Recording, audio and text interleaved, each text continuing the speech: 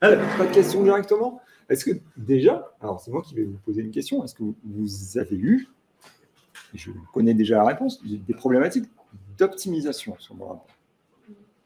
Je pense qu'on peut partir de là, partir d'un cas concret. C'était des problématiques d'optimisation, de chargement du rapport, interaction.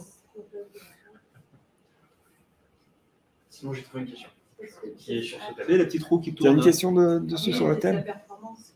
Ah oui. Performance. Mais c'est large. Je disais tout à l'heure, les tests ont été faits sur le cas qu'on a montré, mais des fois, les tests ne sont pas concluants. C'est-à-dire, on va se connecter à 3-4 personnes et on va s'afficher au bout de 10 minutes. D'accord. Donc, au niveau chargement du rapport, donc, par exemple, est-ce que sur les sujets des chargements du rapport, est-ce que vous avez des idées, Marie? Est-ce que tu as déjà des tips ou des conseils, bonnes pratiques? À froid, là. C'est beaucoup trop à froid. Mais oui. Hein, donc Enfin, sinon, je peux en proposer un. Enfin, un conseil qui est un petit peu bête parce qu'on ne pense pas à ça. Lorsqu'on fait un rapport, on essaie de faire un rapport relativement beau et on met des visuels partout et parfois des cadres, des éléments, des petits boutons, des boutons de tout type, etc. Ce qu'il faut savoir, c'est que par exemple, l'ensemble des visuels que vous mettez sur un rapport, qu'il y ait des données ou pas, il se met un certain temps à charger et donc Power BI va essayer d'optimiser et de charger en parallèle un maximum de visuels. Il a un seuil que je ne connais pas par cœur, mais au-delà d'une dizaine d'éléments visuels, il va mettre en cache les autres et les charger au fur et à mesure. Donc, si vous avez fait une page très belle avec 3 KPI et une cinquantaine de visuels, votre page sera très lente à charger, probablement, parce que du coup, vous avez tous ces éléments visuels graphiques qui vont se charger, même s'ils mettent une milliseconde, ça sera une milliseconde parallélisée et les autres seront mis en cache. Donc, il y a plusieurs façons de faire. Alors, il n'y a rien qui est optimal dans ce que je dis. Et moi, par exemple, quand c'est des sujets de design, pur design des pages, je préfère effectivement faire un fond de page et le charger une bonne fois pour toutes, plutôt que d'avoir 10 visuels, 10 éléments et répartis dans chacune des pages. C'est PowerPoint, par exemple. Oui, aussi. PowerPoint, tout simplement. Et on peut faire des choses très job. simples et qui font le job côté design et côté lisibilité du rapport avec PowerPoint. Le visuel, c'est quoi? C'est un graphique ou c'est juste un carré? Tout, c'est-à-dire qu'un graphique, un tableau, un segment, c'est-à-dire un sélecteur, une forme, un bouton, du texte, tout ça, c'est des éléments visuels. Il y en a certains qui sont effectivement associés à des données et d'autres qui sont associés à rien. Et on pense naïvement que les visuels associés à rien, c'est juste un élément graphique, comme quand on définit des formes dans PowerPoint ou dans n'importe quel outil. Et en fait, derrière, ça va être chargé comme un visuel sans données. Et il va y avoir tout un process de chargement. Même si ce process prend quelques millisecondes ou est infime, le fait que vous ayez une cinquantaine de visuels dans la page, moi j'ai vu des cas clients avec une centaine de visuels dans la page, parce que c'était des personnes. Alors ce n'était pas des erreurs, hein, c'est clairement, Power BI est un outil fait aussi fait surtout pour les métiers, donc pour vous, une personne non forcément technique. Donc, on vous met entre les mains un outil, vous dites, je vais faire un rapport le plus beau possible.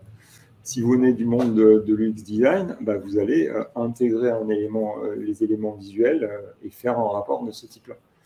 C'est toujours mieux, effectivement, de travailler, par exemple, soit simplement sur PowerPoint.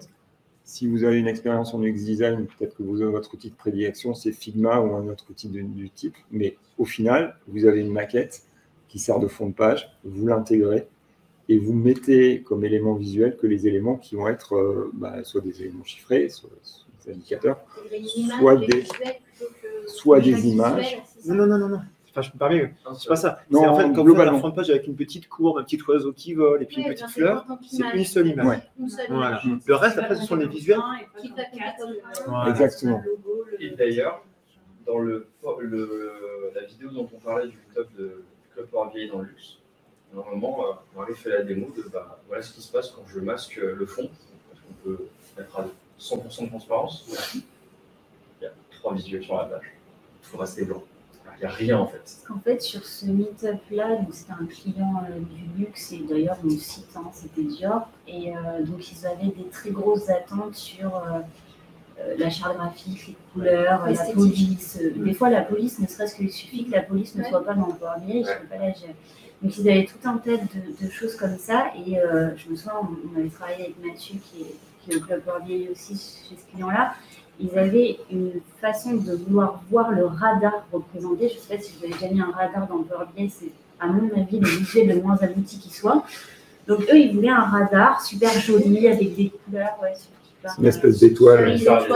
L'étoile exploitable. On s'est un peu regardé, on s'est dit OK. Et en fait, on a créé tout ce visuel-là dans une slide PowerPoint qu'on a enregistré en tant qu'image, qu'on a importé comme fond dans Power BI, et on est venu juste rajouter des visuels sans aucune mise en forme, mais avec les données dynamiques que seul Power BI pouvait gérer finalement. Et c'est vrai que quand on met ou quand on enlève l'image, ça habille complètement le rapport. Et on voit par exemple 3 cards qui se courent après avec peut-être un slicer en bas de page, et voilà, il n'y a rien, c'est juste des chiffres noirs sur un fond blanc. Et si on met le fond qu'on l'affiche, c'est là où on voit tout l'habillage qu'on a. Et le fait de charger une image, en fait, on a tout dit en phrase, on a chargé une image. Voilà. Je sais même pas si on tente chargement. Mais justement, un petit point là-dessus, c'est peut-être trop technique, mais je me permets de vous le dire. Vous savez que dans un fichier Power BI, quand vous importez une image, si elle fait 10 mégas, par exemple, c'est une belle image, hein. Si elle fait 10 mégas, votre fichier Power BI va prendre 10 mégas. Sauf que si vous réimportez cette même image dans un deuxième onglet, vous réimportez 10 mégas. Ça dépend. Si on duplique une page, on ne cumule pas. Si on réimporte, on cumule. C'est l'action vraiment d'import. Les thèmes. Alors là, vous allez pouvoir mettre toute la partie thématique, mais par exemple, dans un fond de page, je ne sais pas si on a la possibilité de le mettre dans le JSON de référencé. C'est intégré. Il est intégré en rapport. Sur le JSON, on peut intégrer une image en. Ah, mais il faut la coder. Un format en 64. En format 64, on peut exactement. une image en. Mais là, par contre. Ouais, non, mais... on la place dans le JSON, mais ça permet d'avoir des images pré-rentrées. Oui, mais c'est volumineux. Là, on est quand même sur quelque chose quand même de très technique. On commence à toucher aux images de la page, voilà, du Power BI, voilà.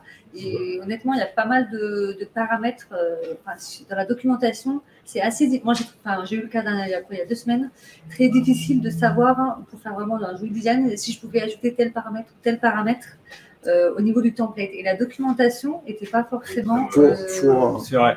Pour que ça soit clair pour tout le monde, le JSON dont on parle est un fichier avec un codage particulier qui représente en fait tous les éléments d'un thème Power BI. Donc, classiquement, effectivement, vous pouvez coder dans ce fichier-là, que vous pouvez importer les couleurs, par exemple, les codes couleurs que vous utilisez pour la palette de couleurs.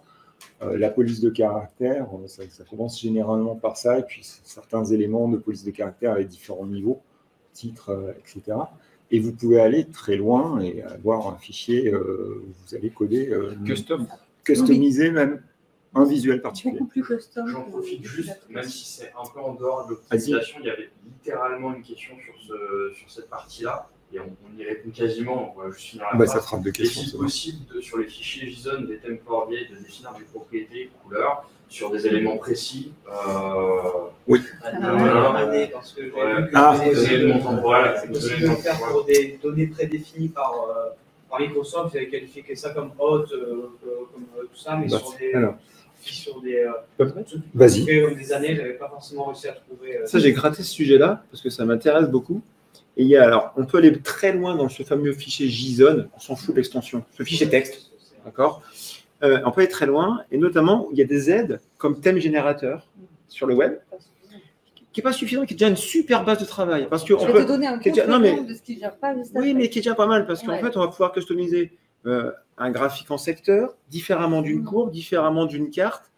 Et si on démarre de from scratch sur un fichier JSON, franchement, c'est pas évident. Si je peux me permettre, par exemple, je pense une chose, c'est que, je ne sais pas, peut-être que la question de monsieur, c'est de savoir si sur une année particulière, par exemple, sur une donnée typologie particulière, garder une couleur et la garder sur On fait 25 comme thématique dans le rapport. Là, c'est D'accord. Et c'est quand même bien si sur chaque rapport, Oui, l'année on est obligé. 2021, elle est bleue, l'année 2022, elle est jaune. Ouais. Parce que on va J'ai faire pas la réponse. Un rapport pour tel service, un rapport pour tel service, mais au moins, chaque fois que nos rapports ils sont C'est juste. présentés, à chaque fois, il faut retourner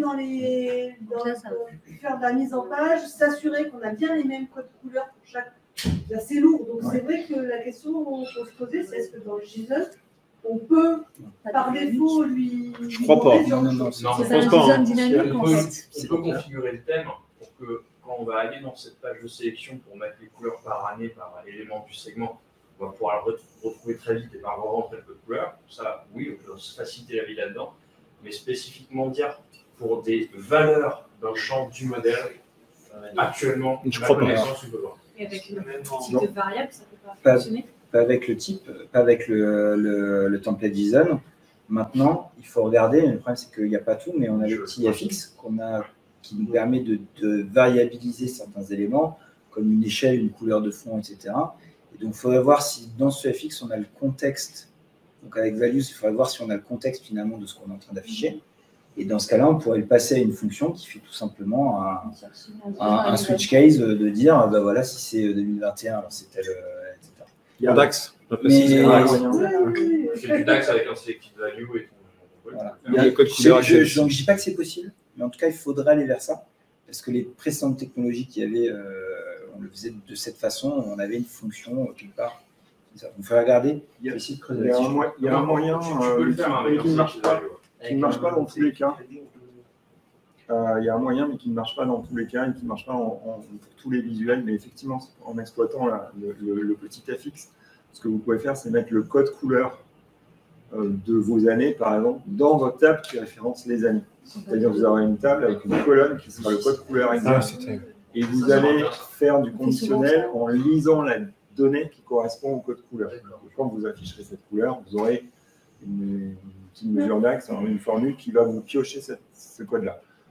Je sais que ça ne marche pas, enfin je l'ai déjà fait dans des rapports, ça limite le type de visuel qu'on a, parce qu'il faut effectivement avoir le FX et pouvoir l'exploiter de cette manière-là, donc on ne peut pas le faire avec tous les visuels. On ne peut pas le faire sur tous Mais les ça aide visuels déjà. et pas sur tous les éléments du visuel. Par contre, sur un graphique en bas et sur le Oui, visuel, oui, voilà. voilà. Mais attention, mais c'est exactement ça. Il faut juste voir s'il y a le petit FX qui permet de configurer ce qu'on appelle du formatting conditionnel, formatage conditionnel. En anglais, désolé. Mais voilà, et là, on va pouvoir le faire et ça marche très bien. Il y a trois types, hein. Il y a le dégradé, il y a le règle de base et il y a depuis une valeur. En fait, c'est le depuis une valeur. On va pouvoir dire, tu vas chercher la valeur en question dans la colonne et ça marche bien. Il faut juste voir parce que là, ça appartient du coup au modèle. Il faut juste bien voir où on le met. C'est là où il y a vraiment cette question-là. Mais c'est pas si compliqué que ça. Et sinon, c'est de faire une mesure d'axe qui va permettre de dire si c'est telle année, alors c'est tel code. Si c'est telle année, alors tel code. Si c'est telle année, alors tel code. Et l'avantage, c'est que si c'est des règles de couleurs que finalement vous voulez mettre partout, là, finalement, même s'il y a à reporter cette mesure de color formatting dans 1, 2, 3 modèles, et puis voilà, c'est peut-être dans les petits kits de développement que vous pouvez mettre un peu en prérequis pour les utilisateurs. Ils ont juste à mettre ça et leur mettre un petit kit pratique. Honnêtement, on peut leur montrer en 2 slides de tuto comment le faire. Et le faut tout le temps. Après, ça dépend vraiment du mode de restitution. Je pense que le choix est vraiment piloté par ça, parce que c'est simple, effectivement, de faire comme ça. Et je pense que quand le visuel est compliqué, je pense au secteur bancaire, ils avaient des matrices avec des tableaux un peu touchy. Là, pour le coup, on est passé par en base de données, c'était plus simple à gérer. Ouais. Ça va dépendre, je pense, vraiment du site d'objet. Et surtout, ça n'existe pas sur tous les. Il veut une gourde, monsieur. Je rigole. Il va voir, mais On va faire donc il y a eu au passage Club Tableau, Club Power BI à base. C'est vrai que c'est une question de design. Quand on a un tableau, c'est une frustration et on a envie de jeter le PC par la fenêtre. C'est horrible. Par contre, je ne sais pas, j'avais entendu parler de Charticulator. Je ne sais pas si vous n'utilisez pas. Et si ça fait le job, ça fait pas le job. Il y a eu un meet-up sur ça aussi. Charticulator et Deneb aussi, puisqu'il y a deux modèles actuellement. Il y a eu si quelqu'un a une expérience ou pas du tout. Mais sur Charticulator, oui. Meetup de Noël. Tristan. La présentation au meetup de Noël. Charticulator n'est pas forcément aisé à prendre en main, il faut avoir un petit tuto. Une fois qu'on l'a pris en main, c'est top, parce qu'on fait de très très belles choses. C'est-à-dire que vous allez définir, vous allez travailler sur, vous avez un outil graphique, vous allez travailler sur la forme du visuel que vous voulez mettre. Donc les possibilités sont, j'exagère en disant énormes, mais vous pouvez aller très très loin et faire de très très belles choses et sortir des sentiers battus. Charticulator en plus fait partie des visuels custom qui sont certifiés, c'est-à-dire que l'outil qui sert à faire les visuels est donc certifié, ça veut dire qu'il a passé quand même certaines batteries de test, qu'il n'y a pas de problème de fuite de mémoire ou de fuite de données sur ce visuel-là. Donc c'est un outil qui marche bien. Un outil dont on parle beaucoup, mais je pense je ne sais pas si quelqu'un d'entre nous a de l'expérience sur cet outil-là, c'est Deneb.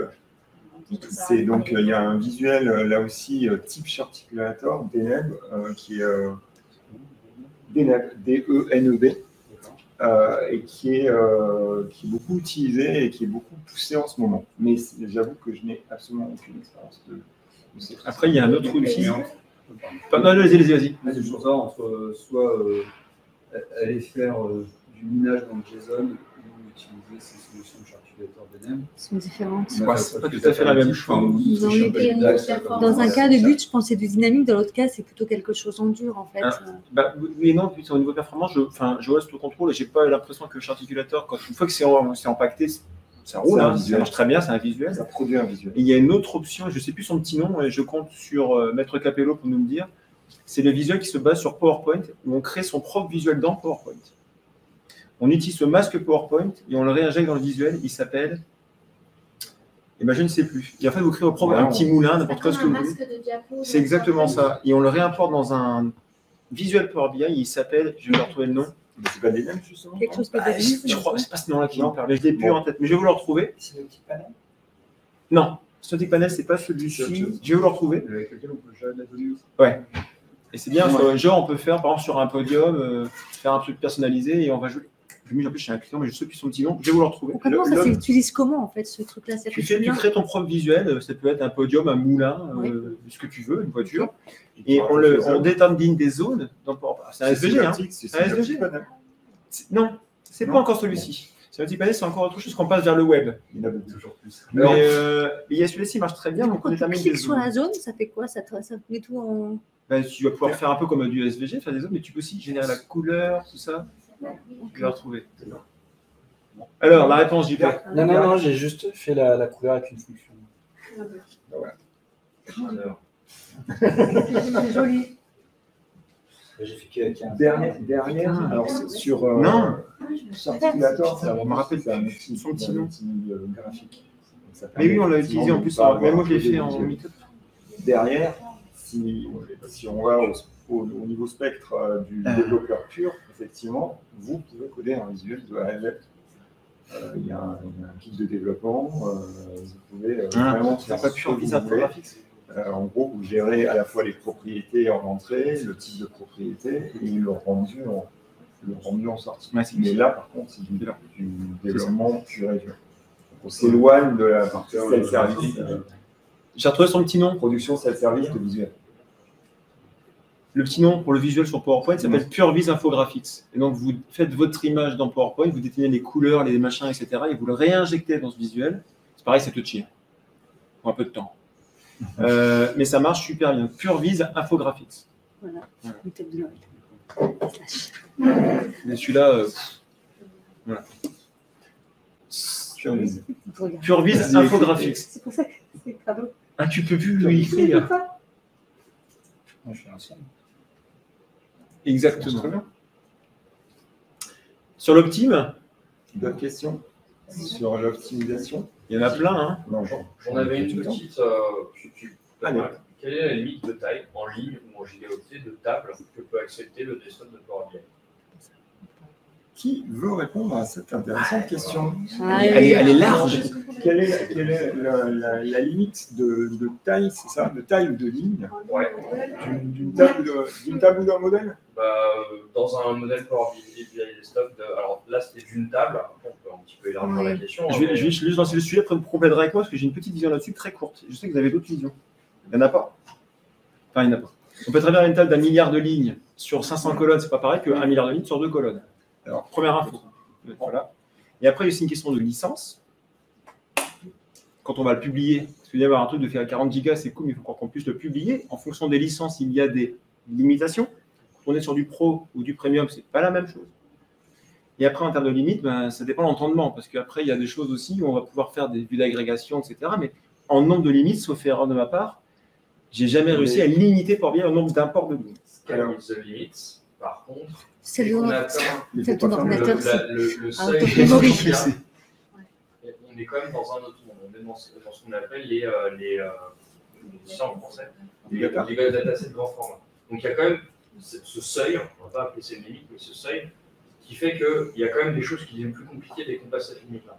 Parce que par exemple, un Power BI, un fichier Power BI que vous avez publié, vous ne pourrez plus télécharger depuis le desktop, depuis le service, s'il fait plus d'1 giga. Donc ça limite quand même des trucs. Dès qu'on est sur des rapports, dès qu'on est sur des modèles de plus petite taille, etc., je me connecte au feu, je télécharge le fichier, à partir d'1 giga, on ne peut plus faire ça. Ça a quand même ce petit pesant de cacahuètes. Donc il faut bien comment gérer les versions, comment récupérer la dernière, faire attention à ce genre de choses par exemple. Donc ça a quand même ces petites limitations. Mais après, moi je partage complètement l'avis de Guillaume. En soi, tout le monde peut payer suffisamment. Petit complément. Je pensais que c'était 10 gigas. C'est exactement. Et un petit complément. D'ailleurs, je vous invite à. Je ne sais pas si j'ai Jean-Pierre là sous la main, mais le dernier meet-up pour le coup de Lille, parce que je prends le coup là. Sur celui-ci, il est énorme parce qu'en fait, un dataset qui faisait à la base 500 mégas, je l'ai passé à 12 mégas. En faisant des trucs simples. C'est-à-dire que les colonnes qui ne servent à rien, le type de données, etc. Ouais, c'est le dernier de Lille.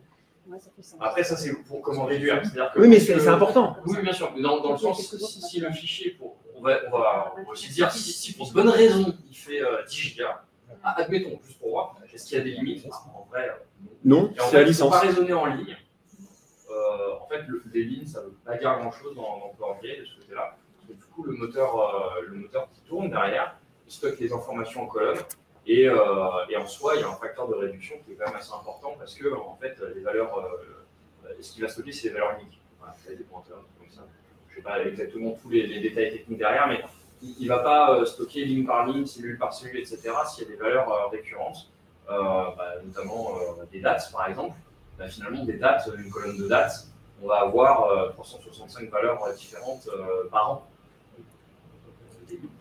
Bref. Mais alors que si on est sur des ID, je suis en train de stocker mes numéros de commande. Je veux dire, on va en avoir besoin parce que sinon, c'est un truc qui explose pas mal le stockage. Donc en fait, les lignes, ça ne veut pas dire grand-chose. C'est vraiment les tailles de données avec ce qu'il y a dedans, etc. C'est exactement ça. Voilà. Et après, oui, sur le papier, il n'y a pas de limite. Parce que même si, encore une fois, il y a ce seuil de 1 giga qui a son importance, si vous êtes déjà forcément être en premium pour dépasser les 1 giga par dataset. Après, ça veut sur quoi, du coup, le changement de licence va faire qu'on aura plus de performance. De l'argent. C'est de l'argent. Au niveau performance, ça a vraiment une différence. Ouais. Et puis après, je vais vous dire un truc, je ne peux pas ouvrir une non, parce que la limite, c'est juste qu'elle passe de 1 giga à 10 giga. Vous pouvez très bien avoir. Si j'ai 1 giga et que je n'ai pas la licence premium, ça va juste on ne peut même pas le faire. Enfin, jusqu'à 1. Ça ne passera pas publier. On est en pro. 99. Ça passe. Non, mais ça passe. Ça passe, mais ça va peut-être plus ramer que si je suis en 1 giga en pro. Après, ça dépend du modèle. Non, c'est pas une question de performance, c'est vraiment une question de taille de publication. Après, il y a d'autres facteurs, clairement. Il y a souvent des soucis dans les rapports sur des soucis de performance. Après, j'arrive souvent en conclusion à. Oui, parce que là, je pense qu'on a dévié de la performance, on a dévié sur une réponse qui était très. Et on nous dit tout le temps, mais il y a trop de données, c'est pour ça que ça ne marche pas. Moi, je ne suis pas forcément d'accord avec ça. En fait, ça dépend quand même beaucoup du cas, mais la réalité, c'est que moi, je vois des modèles de temps en temps où que dalle. Ça ne fait rien, ça fait quelques centaines de MO. En fait, c'est juste que, comme ça a été, on va dire, mal fait, il y a du double sens dans tous les côtés, il y a plein de many-to-many. Il y a des. Non, mais c'est une réalité. Il y a plein de trucs dans tous les sens. C'est la mesure que je peux avoir un tableau tout petit, mais une mesure très mal faite. Pas vraiment. Parce que c'est quand elle est si elles ne sont pas utilisées, ça ne calcule pas. J'aurais juste enfoncé une porte ouverte. Je ne sais pas si je vais trop loin. Vous me le dites. Vous me dites non, Guillaume, surtout pas. Mais non. Import direct QRI. Live Connect. Non, Guillaume. Non, Guillaume, surtout pas. Ou alors, je propose effectivement que tu parles de ça pendant la pause. Ok. Mais voilà. On en est où sur la partie. On a encore du temps pour reprendre sur la question sur la performance. Ce qu'il faut voir, c'est que très souvent, c'est un rien avec le volume de données. C'est parce que la mesure n'est pas bonne, c'est parce que les relations sont pas. C'est parce que la modélisation n'a pas été bonne, c'est parce que les relations, mais du bidirectionnel, les many-to-many, etc. Enfin, je pense que vous devez confirmer ça, c'est quand on fait des audits de modèles, dans 98%, c'est ça. Et le problème n'est pas le volume ou le nombre de lignes, et encore moins le nombre de lignes en tant que tel, comme dit Guillaume. Donc en fait, c'est une histoire de performance, ça dépend vraiment de ce qu'on fait. Autre point, l'histoire de la limite, de dire est-ce qu'il vaut mieux avoir un 999 mégas dans un pro ou dans un premium. On a vu, alors de moins en moins maintenant, mais des entreprises qui finalement mettent tous les rapports de l'entreprise dans une capacité premium P1. Donc c'est équivalent comme si je faisais tout tourner sur un PC. Alors que finalement, avoir des Power BI Pro qui vont être séparés, c'est ça qui va donner la performance. Le premium n'est pas plus performant que Pro. S'il y a 25 000 utilisateurs sur la même capacité, il sera forcément beaucoup plus loin. Donc en fait, il faut toujours analyser, essayer de comprendre, parce que c'est jamais une réponse simple de dire « Oh, bah, c'est parce que c'est trop lourd ». Alors c'est sûr, hein, statistiquement parlant, un modèle 4 lignes, il va être plus rapide que… voilà. La base de données la plus performante, c'est où il y a un colonisateur. Size Matters, non, c'est pas ça. Non, c'est la base de données la plus sûre et la plus performante, c'est celle où il n'y a personne qui se connecte. C'est sûr, elle peut m'emmerder là. Mais il y a un truc très bête que vous avez tous sur vos outils, c'est l'optimisateur de requête, le truc de performance, analyseur de performance. Déjà, il va vous donner beaucoup d'infos. Vous ouvrez simplement un DAX Studio, vous avez encore plus d'infos. Vous ouvrez un Bonjour, vous avez encore plus d'infos. Et vous verrez qui pèse quoi, comment, etc. Il y a même des moteurs qui vont vous aider à améliorer la bête. Du coup, on a une batterie d'outils à notre disposition, mais qui sont de plus en plus techniques quand même, et qui nécessitent quand même un petit peu de comprendre tous les éléments qui sont montrés. Et par rapport au volume, tant pis. Par rapport au volume, moi j'ai un modèle là qui est fait à peu près dans les 2 gigas. En fait, c'est très simple, hein. Il y a des choses qui vont très vite parce que c'est des calculs assez simples ou bien faits, ou voilà, il y a des choses qui tournent, qui font là. Et après, il y en a, il y a certains indicateurs qui sont plus longs que d'autres parce que le code pourrait être optimisé, etc. Et au final, il y a le même code en fait sur un volume 10 fois plus petit, en fait, il ramène quasiment autant. Donc, le volume peut être un facteur aggravant. C'est pas le cœur du problème généralement. Ouais. Bon, il y a 2 choses que j'évite, j'essaie d'éviter au maximum. Moi, je triche un peu, j'essaie de déconseiller le métier. Je dis non, on ne le fait pas, c'est pas une bonne idée. Vraiment, c'est le coût distinct en fait. Le coût distinct d'un truc qui est long comme ça, franchement, je n'ai pas trouvé de moyen de m'en sortir. Quelle que soit la volumétrie, de toute façon, plus ça sera gros, plus ça va être la merde. Plus ça va être la merde. Et tu n'auras pas la possibilité d'essayer de scinder quoi que ce soit avec des techniques que tu trouveras très bien chez Marco Russo dans des articles très détaillés. On ne s'en sortira pas. Coût distinct en bas ou coût distinct dans Power BI, ça va être une catastrophe de toute façon.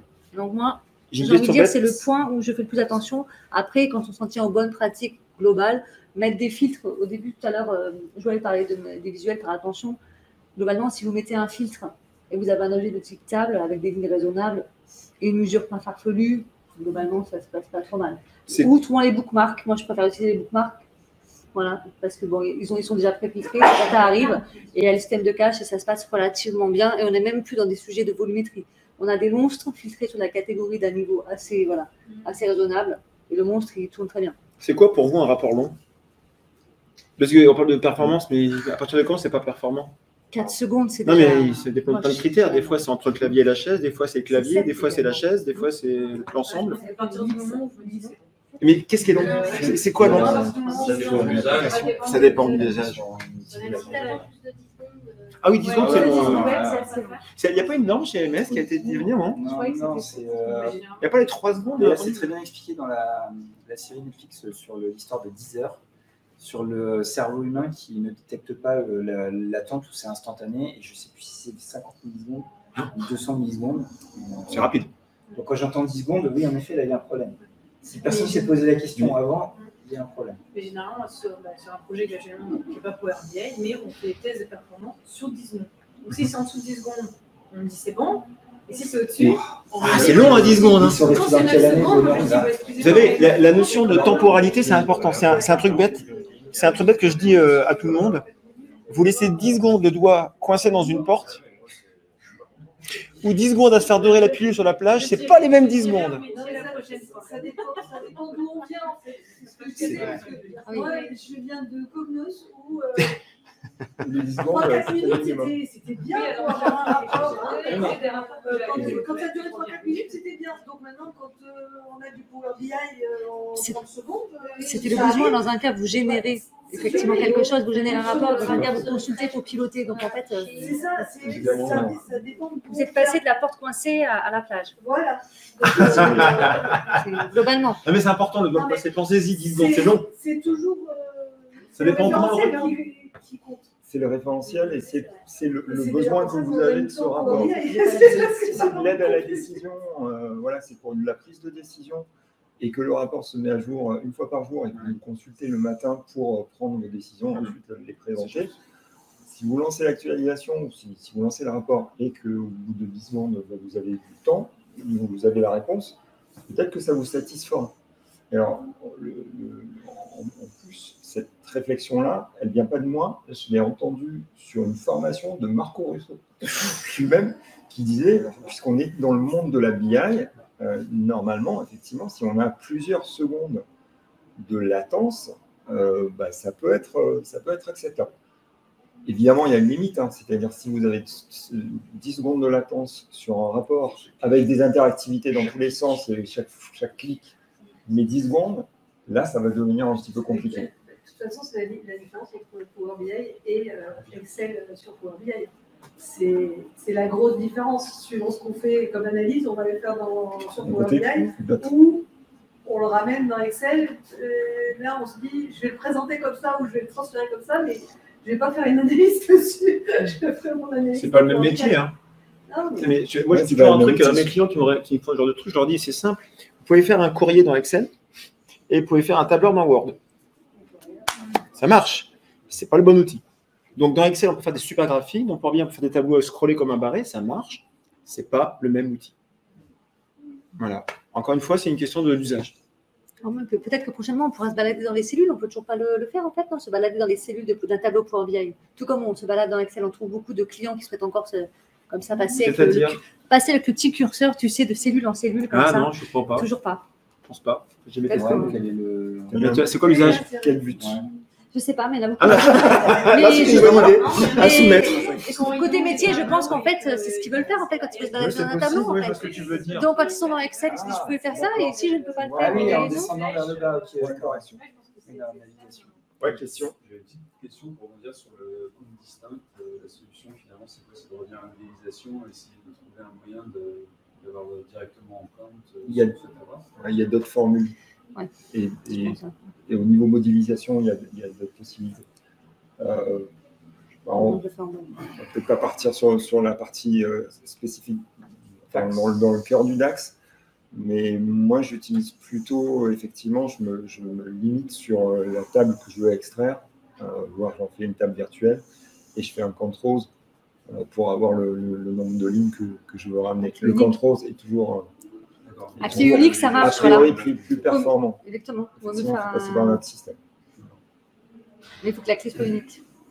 C'est-à-dire qu'en fait, il va faire en sorte, quand Joël, de générer cette table avec cette clé unique pour en faire un count, parce qu'il sait que ça sera équivalent à un count distinct. Et ne pas faire le count distinct. De toute façon, que ce soit en base de données ou dans Power BI, le count distinct est quelque chose de pas performant. le coût distinct en base de données ou dans Power BI, il ne sera pas performant. Dans les deux cas, ce n'est pas la peine de se poser la question. Je pense que moi, je suis d'avis de l'éviter. De façon plus l'éviter, c'est bien. À ce moment-là, finalement, on fait un coût distinct en repassant par la modélisation, ça revient même. Là, c'est ça. De faire en DAS, oui. Mais on fait quand même un coût distinct. Faut être malin pour. Il faut être malin pour pas.